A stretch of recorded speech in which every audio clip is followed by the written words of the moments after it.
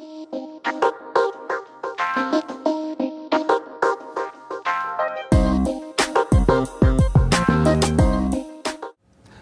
and welcome to this episode of The Manager's Corner. This is the show where we interview the people who help make our town the great place that it is to live.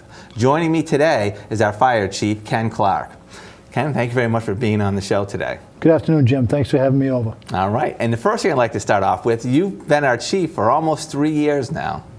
Be 3 years in May, Jim. Yeah, so how's it going, and how are you finding the job? It's going very well. I work with probably the most dedicated bunch of fire personnel in the state. The town has been very supportive, and the town of Hopkins is one of the better towns that you could ever live in. Excellent. Okay. Now, before we talk about the department, I want to just take a quick aside and ask you about, you have another title that you serve. Can you tell me about that? I'm also the town's emergency management director during severe weather events or through the year when get involved with MEMA on training, some grant capability through that function to bring equipment to the town of Hopkins. Mm-hmm. Okay. So let's talk about the department.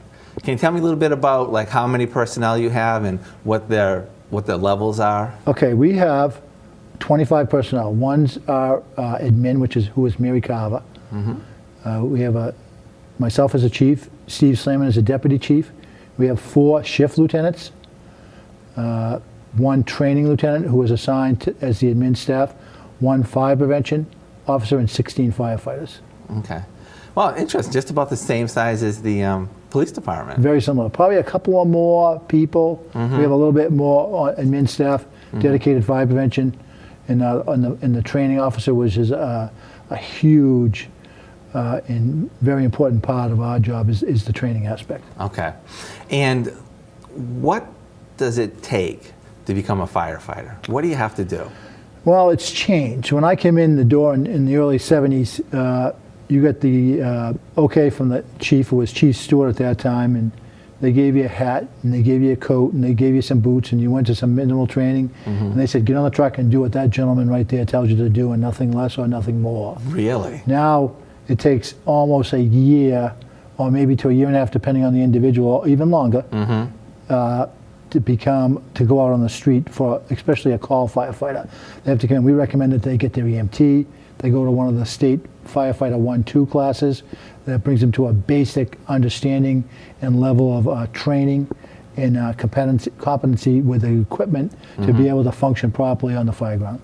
Okay. And where is that located? The main fire academy for Mass is up in Stowe at the Mass Fire Academy. Oh, okay. So do you identify candidates and then they go to the academy? Well, we don't go looking for candidates. Candidates come to us. Okay. You have to have the people who want to be successful in the job. Of 10 candidates that we have come in the door on the call department, maybe 4 will be a 20-plus year. We'll give a 20-plus year investment. Mm-hmm. The time of investment on the training and the time to respond to calls is huge, and that's very difficult in our society now for people to volunteer like that, or our people that call firefighters get paid by the hour, mm-hmm. but the time commitment is huge. It takes a lot away from their families and to stay trained and stay updated on techniques, and it's very difficult now to do that. Yeah, yeah. I would imagine too that the technology has come quite a way in the past 30 years. The technology has come quite a ways. Last year we were very lucky through the federal government to get a grant to replace all of our self-contained breathing apparatus, which is called SCBA. It's the tank you'll see firefighters wear during fire calls or hazmat. With the full face, full face mask and face piece. And we were able to get a $202,000 plus grant through the federal government to replace all those that were aging. And in, I think, 2015, we would have had to replace them all if we didn't get that grant process. So mm-hmm. that was very good for the firefighters safety-wise, and very good for the people in town that we did not go after that funding through the town. Right. Wow, that's great. Great savings. And did the technology in the masks themselves change at all since the first time you bought them? I think the basic technology is similar. Mm-hmm. They're actually heavier, but for quite a few reasons. We have gone from a steel tank to a mixed fiber tank, which is lighter. But we also stepped up from a 30-minute cylinder to a 45-minute cylinder. So it gives the personnel a little bit of extra air to use while they're working. And we added some things for safety on them. We have what we call a pack tracker on it. And what this does is we have a piece of equipment in the rescue that when firefighters run into a problem, it's like a motion detector type thing. This will track that from outside the building and give you, it's kind of like when it initially came out, it was avalanche equipment that they used, technology. And they kind of took that into the fire service and it tracks people in a building. You can tell on a floor, not exactly where, but the ticking noise increases or decreases as you get farther or closer away. So it's a rough idea of where people may be if they're not able to talk with you on the radio. So you hear them if you're in the fire? You're holding it and it's ticking. It's kind of like a locator. And that device is given off once it gets on a low air or they go into their alarm. You can hear that. Wow, that's really amazing. Nice technology. A lot of money, and but it's a safety issue, and the guys adapted very quickly. And what about the engines themselves? Have they changed a lot? Huge. Again, we've gone from the town has transitioned from smaller one-family homes to large one-family homes in some of the apartments that we see, the townhouses, the condominiums, some of what we'll see when they build out legacy farms another thing that's changed is what things are made up of. There's a lot of hydrocarbons in a lot of things that are in everyday house. The fire that we dealt with in the 60s and the early 70s when I started is different now. It burns hotter, burns more intense. The construction technology that we have now is to keep the places so that they're good with the weather conditions and don't let out a lot of heat. Allows for fires to kind of smolder longer now before they break out. And so clothing, equipment technology has all advanced to cover those type of hazards. So that was really interesting what you said. So when you look at the type of fire engine to buy, you look at the composition of the housing in the community? That's one of the things we look at, but we have to look at one of the big things in Hopkinton is that 35% of our town does not have fire hydrants. So we have to bring more water with us in that 35% of the town. Plus the two highways that we have primary response to, the Mass Pike and 495. There's no water out there unless what we bring. So the water tanks are bigger. We spend a lot of time on the highway. One of the safety things that we do with our trucks is we have top-mounted pump panels. A lot of pump panels, you'll see the firefighters standing on the road doing the dials on the side. Ours are up top, so when we're on the highway, it gives you two benefits. It's a safety aspect for the firefighter, and also gives the incident commander an elevated set of eyes and ears to watch and be able to help see things before they become critical issues. You had just mentioned an incident commander, and I've heard that phrase before, but I don't really understand what happens when a fire happens and a bunch of firefighters show up there to battle it. Can you describe what goes on? Okay. At a fire scene, there's what we try to do at a fire scene or any type of emergency scene is organize the chaos. Okay, one way to organize the chaos is that we use a National Incident Management System, which is NIMS, which is a standard put out by Homeland Security many years ago that set forth ways to bring incidents to a successful close by common terminology, common job sectors at a fire. You'll see incident commander as one IC. That's someone who runs the fire. He's the one that has final say on how things are done. And it's kind of like a toolbox, okay, that whoever the incident commander has. And as the incident escalates, that incident commander is able to reach into the toolbox and get the appropriate positions that he needs for that particular incident. We might not need a safety officer at a medical where just the ambulance and the lieutenant go, but we have an incident commander because someone needs to be in charge. But if we have a serious incident, we may do in operations. It may be broken down in a building like this. It may be broken down to an operations person on each floor, depending on how many floors are involved. There's safety officers, there's roof sectors, there's task-oriented like roof, vent, whatever you're doing you reach in that toolbox and you assign someone to coordinate that, the span of control. You want to be like 1 to 5, maybe 6 people per supervisor. You don't want to lose span of control. You lose span of control, you lose track of people. Another big part of that is accountability. We have invested a lot of money in accountability systems to track people at fire and emergency scenes. It's not unusual for me to go to a fire in Milford and do accountability for Chief Tui over there. And what that does is like a board that opens up, and we use a combination of magnets and or tags. Some departments will come in with a Velcro tag, and we organize, so Chief Tui has a running list, or I do if it's in my department, or we go to Ashland and deal with Chief Key's personnel down there. And it's pretty much standard all through the fire service in this area, especially in our fire district, because we're trying as we speak to standardize that. And so there's a board that accounts for all the people that are on the fire ground, where they are and what their function is. And when they come out of a building to take a rest, we put a rehab sign next to them, and it's magnet based. And it's really a sharp little system, and you owe that to the safety of the personnel to always know where they are. And that leads into, like, if there was some type of a catastrophic failure of a building, in a worst case scenario, you would have known where all your people were and where you do start looking after something happens. You know what I mean? And after something happens, it's not the time to try to figure it out. You have to be with it right from the very initial stages of the incident. Right. So if you went to a fire, you're the chief. Do you become the one IC, or do you have a different role overseeing? No, usually there's only one incident commander. Okay, and he's the one that makes it up. You may delegate it out, again, geographic areas, a rear of a building where you don't have your eyes on the rear of the building. You designate another chief officer or an officer to be your eyes and ears in the back of the building and give them.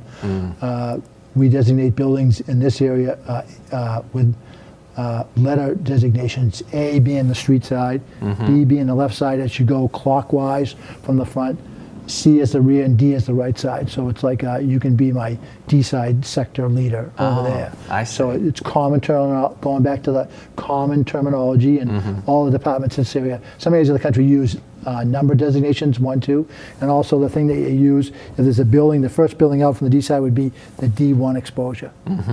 Okay, so I see if an Ashland crew comes in, I say, okay, I need you to check that D1 building for fire spread.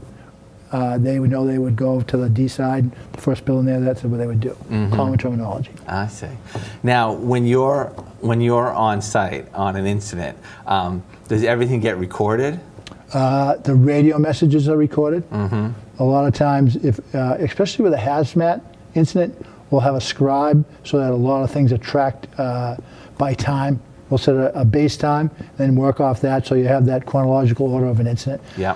Most of our tracking is done either through the accountability, or we have the availability of calling up on a recorder after we get back to the station, our radio messages. We record both the dispatch frequency and our operations or fireground frequency. Oh, okay. All right. So are you kind of like an island of equipment?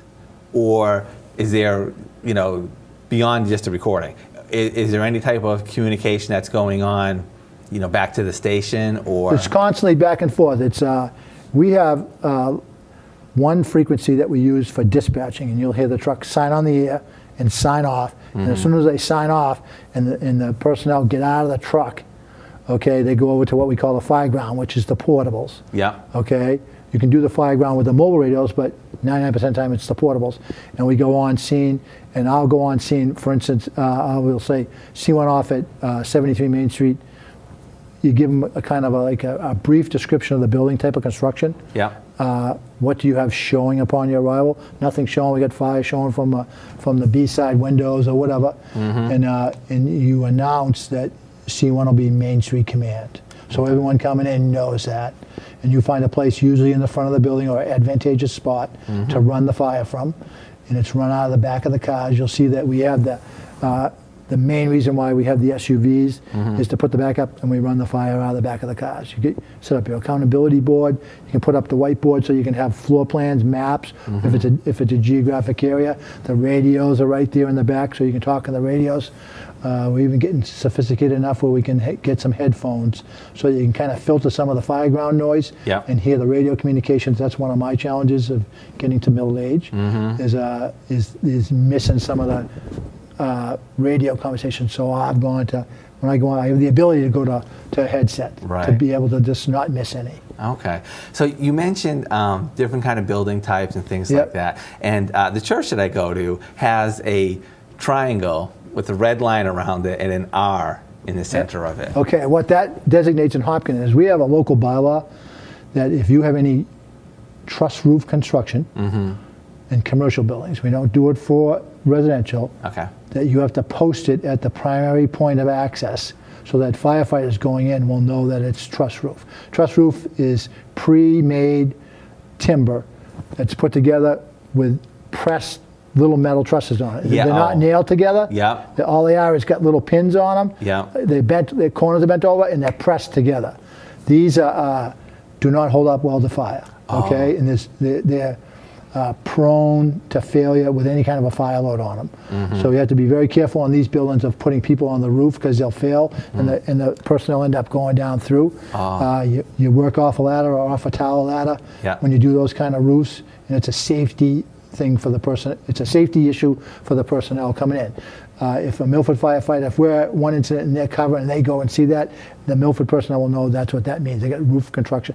Usually you do it at the primary access where the fire alarm panels are, so you can have access to see what's going on with the building. And it's just one more tool to let you know, give you a picture of what the building may do under some fire conditions. Okay. All right. That's a good question. Thank you. So before we go on to the next thing, I just want to ask you, are any of the fire movies accurate? Are any of the fire movies accurate? The one movie I've always liked was Backdraft. The fire has its own mind. It's like, and sometimes you can walk through and say, it's still here someplace, and it's not showing up, and I can walk through and something tells you, just instincts, experience, whatever it is, and you can say to the guys, it's still here someplace, we got to find it. And sometimes it comes out and chases you a little bit, and you got to be prepared. But if you're aggressive, and you got to, it's a two-way aggressive thing. You got to know when to be aggressive forward, and you got to know when you're aggressive to pull your people back. There's some things that we don't have any control over, and it gets past a certain point where your risk analysis tells you this building has seen enough fire, and my people aren't going to make a difference here. Now we will come out. I see. You know what I mean? It's a hard decision to make sometimes. Does the IC make that decision? The IC makes that, or maybe if he has a safety sector, again, going into that ICS toolbox, if he's in a different part of the building, or anybody can make a recommendation to do that to the IC, but usually he's on top of that. He's getting the feedback over the radio, the portable radios from the personnel in the building. You're going on your instincts. You can tell what the color of the smoke is. You can tell by sometimes a smell. Is it in, like on the old houses in uptown that have the horsehair plaster on lap? Very, very distinctive smell. You can tell as soon as I step out of the car, it's in the walls, it's in the horsehair plaster on lap. It's more than just a room and content fire. It's like those little things. You put all those little instincts together, and it tells you, gives you a good mental picture. And those mental pictures is, in my mind, it's kind of like a PowerPoint slide. All your instincts tell you all that, and it gives you a picture in your mind that we've done this before. Okay, this is where we've seen this before. This is what worked there before. This is what didn't work there before. And so you take that's where you put your experience and your training and all that together to come up with a successful incident action plan to take care of that particular fire. So it's just like amazing to me that you grow this instinct about how a particular fire may operate, but you're far away from it, and there are other people who are inside who are fighting it. So I can understand you may be able to see some flames or smell the smokes. Is there any kind of video that you guys do? Well, we have some capability on the not so much the video, but our thermal imaging cameras have a transmit capability. A thermal imaging camera they call it a camera, but it measures heat sources. Okay, and everything has a heat signature. Even if something is no heat there, everything absorbs building. Like even in this room, I could shine in this room, and something that's hotter would be wider on the camera. Like your Studio lights. studio lights would be very warm. The wall would be different. Yeah. But it kind of gives you an outline. And years ago, we crawled down blackened hallways, and until you crawled into somebody or felt them. Okay. Now we can actually see with the cameras not only people, but when we do firefighter rescues, if a firefighter's in trouble, we can see, and it gives them a way to see through the smoke. The initial lieutenant through the door has one of these that's assigned to him. They're in each of the trucks. We were very lucky last year at town meeting that the town bought us one of those. And that lieutenant has it attached right to his jacket. He can look in a hallway, see what the conditions are, see if they got some fire rolling down that black smoke. Yeah. You know what I mean? Wow. It gives him like a heads-up view, so he can make his good decisions inside a building. If he sees that, he's going to share that with me or the deputy, whoever is the IC out front. That will help us drive the incident action plan to maybe we need to ventilate horizontal, which would be a window, vertical, which would be a roof. And it drives all those type of decisions that are made at a fire. All right. Well, that is really, really fascinating, exciting stuff. That's an exciting part of the job. That's what we do, what we do. So, but our time is running short, and I don't want to miss this aspect. Okay. So, what else do you do when you're not battling fires? Like, what type of community things does the fire department do? Well, we're heavily involved in the school district safety committee and we've spent a lot of time. The new assistant superintendent has been getting her feet wet on that, but Mary Colombo and then Kevin Lyons before her really carried that to a level that not many towns around here have done. Some of the towns that we deal with, and they see the relationship that we have with the school department, and also during emergencies, and also with our other town departments, say, oh, we don't see that in our town. We don't have that same level of cooperation. We've done ICS training with the schools so that when we have incidents in the school, and it's only a matter of time, we've had a lot of different types of incidents in the schools. They know when we establish a command post, they know that when they see the command post, they send their senior person over, whether it's assistant superintendent or the superintendent or the principal there. They're versed in it, and we meet regularly. I think every couple of months the district committee meets.